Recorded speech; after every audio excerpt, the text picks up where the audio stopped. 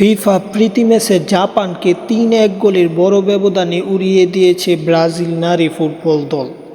ম্যাচের প্রথমেই এগিয়ে যায় ব্রাজিল নারীরা আগায় প্রথম ২৮ মিনিটে, পরবর্তীতে প্রথম আর্ধের ৪২ মিনিটে ২-০ লিড নিয়ে বিরতিতে যায় দুই দল। পরবর্তীতে বিরতি থেকে ফিরে আরও এক গোল দেয় ব্রাজিল, যেখানে কিলিয়ানোর ৫৫ মিনিটের গোলে ৩-০ গোলের লিড নেয় ব্রাজিল এবং এই গোলের মাধ্যমে প্রায় জয়টা নিজেদের করে নিয়েছে, এমনটাই সবার প্রত্যাশা ছিল। ঠিক তাই হয়েছে।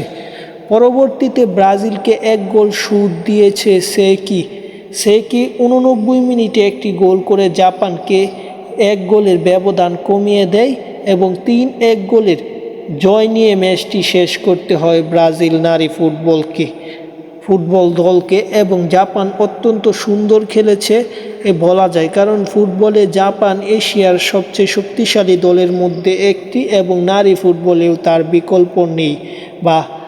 ব্রাজিল নারী ফুটবল দল অত্যন্ত ভালো খেলে এবং সেই হিসেবে ব্রাজিলের সঙ্গে হেরেছে, এটা অস্বাভাবিক কিছু না, এটা স্বাভাবিক কথাই ছিল। কিন্তু প্রতিদ্বন্দ্বিতা করাই মূল উদ্দেশ্য দুই দলের ছিল, সেটাই করতে পেরেছে জাপান।